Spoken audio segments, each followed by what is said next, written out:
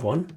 In today's tactics video, I'm going to go through the performance of Astra Militarum players at the London Grand Tournament from a couple of weeks ago.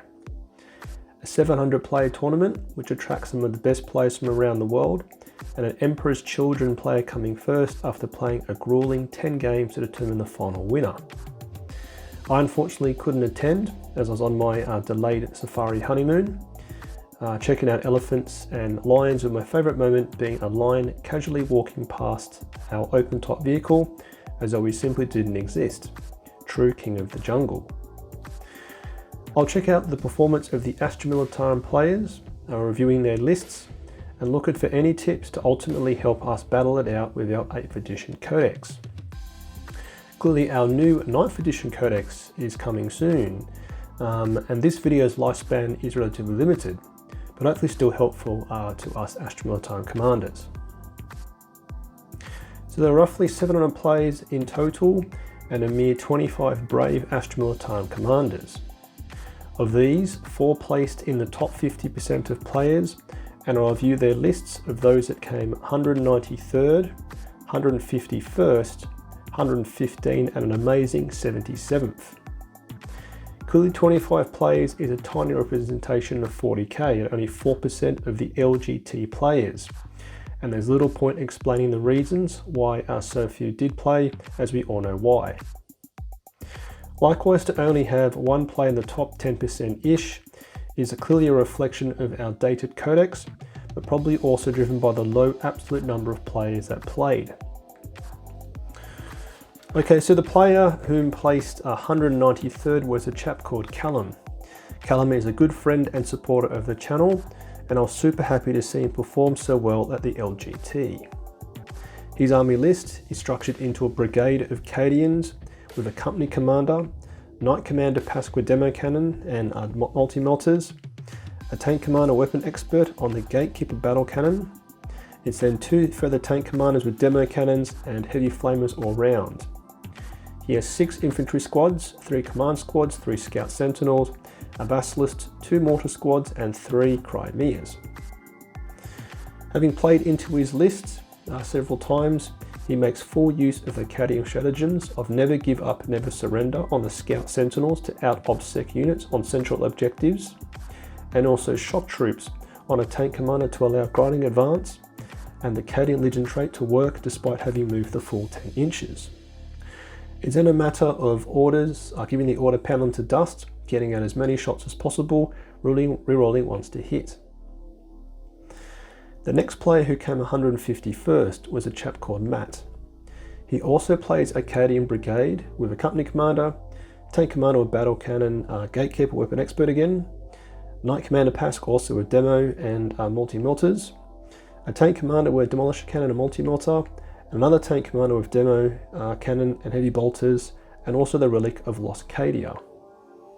He then has 4 infantry squads and 2 scion squads, along with 2 command squads, a platoon commander, 2 armoured sentinels, a scout sentinel, a full payload basilisk, and a juicy 3 mortar squads. A near identical list to Callum's, with the 3 mortar teams, mortar squads, will be receiving the order take aim to reroll all hit rolls, which would have seen Hammer of the Emperor going off a lot, which would have been very, very satisfying. Oakley Nicholas is the next player, coming 115th with a battalion with gunnery experts and spotted details, with a demolition tank commander or multi-melters, a Primaris Psyker, 5 infantry squads, an Astropath command squad, 2 platoon commanders and 1 Crimea. He then has a spearhead detachment with 2 tank commanders with demo cannons and multi-melters, a basilisk, manticore, and 3 demolisher Lehman Russes. The idea of bringing a spearhead with Russes is brilliant, given you've then got 5 OPSEC vehicles bullying their way around the board. The inclusion of Primaris Psychic and Astropath means you can either take or deny psychic interrogation, and also cast Psychic Barrier on a Lehman Russ, meaning against a multi-melter, you're saving on a 4+, which would be very, very tasty. And our final player is Mark, coming a brilliant 77th. He brings a brigade with gunnery experts and spotter details. He's got an Inquisitor, a company commander, 3 tank commanders with demo cannons and multi-melters and las cannons, 6 infantry squads, 1 scion squad, 3 command squads, a master of ordnance, 3 platoon commanders, one with a dagger of, I'm going to mispronounce this, Tuzaki, 3 scout sentinels, 2 mortar squads and 2 manticores. Equipping a platoon commander with a dagger is a cool way to sneak in a platoon commander with banner equipped command squad into your opponent's deployment zone, maximising boots on the ground, whilst protecting also a flexible command.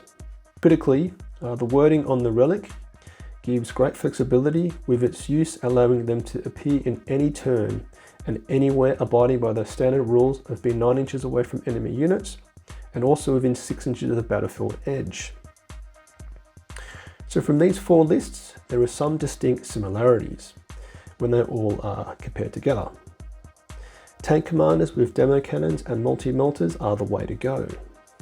The Demolisher cannon is our most powerful weapon from that 8th edition book, and multi-melters with AP-4 help mitigate Armour of Contempt.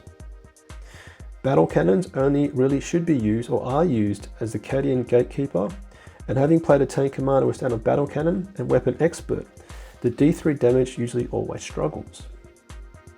Infantry squads, platoon commanders and command squads are given to lock in boots on the ground, and the appearance of some scions indicates retrieve Nephilim data could be an option in some games. Next, some degree of indirect firepower is a common theme, with mortars, basilisks and manticores all making appearances. Next, the brigade structure allows either additional infantry units or 4 tank commanders including Knight Commander Pask for their ballistic skill of 3+, and gunnery experts and spotted details continues to be a strong combination. It's great to also see some Cadian lists performing well, with their powerful stratagems, Knight Commander Pask and the Gatekeeper Battle Cannon doing good work. Sentinels consequently feature, given they're the only fast attack option, as the Hellhound almost isn't there yet. Some of my patrons have been discussing Sentinels as a great screening unit, and a great unit, and the Scout unit ability can be helpful securing early objectives. Beyond that, I feel other unit options are kind of theoretical, with perhaps OPSEC Lehman Russes being of some consideration. Okay, now looking at each player's opponent to see how we face into armories of differing competitive advantage.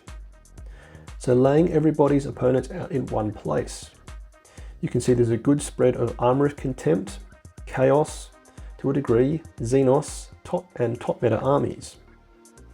Of note, neither Mark or Nicholas went into Thousand Suns or Grey Knights, which could have been a challenge given the inclusion of a Psyker in their lists would have shut off the second objective of Bore the Witch, which can score very highly.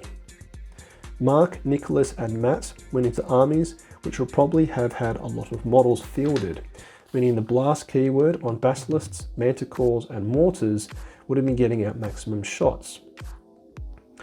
Also of note was the somewhat limited interaction with Chaos armies, which means the Vengeance for Cadia stratagem, Gatekeeper Battle Cannon and Relic for Lost Cadia only got utilised on into 3 enemies of the 20 played by the 4 players.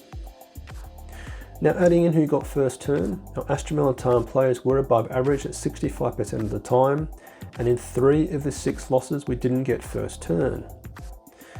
This to me continues to illustrate that in games where we go first, our artillery units can help even the odds, killing off maybe 100 to 200 points of your opponent's list. A good illustration of this is Callum, who played Knights in his first game, losing a crushing 46 to 98, and then again in game 4 getting first turn and flipping the score, getting it almost identical the other way around. I do however know that Knights are very turn 1 dependent, needing to activate a ton of defensive abilities.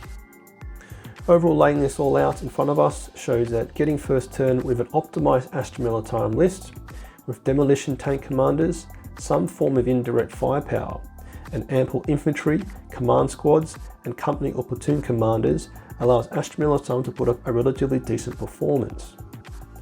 I say relative within the context that no one placed in the top 20, and the vast majority of the other Astra Militarum players were in the bottom 50%, unfortunately.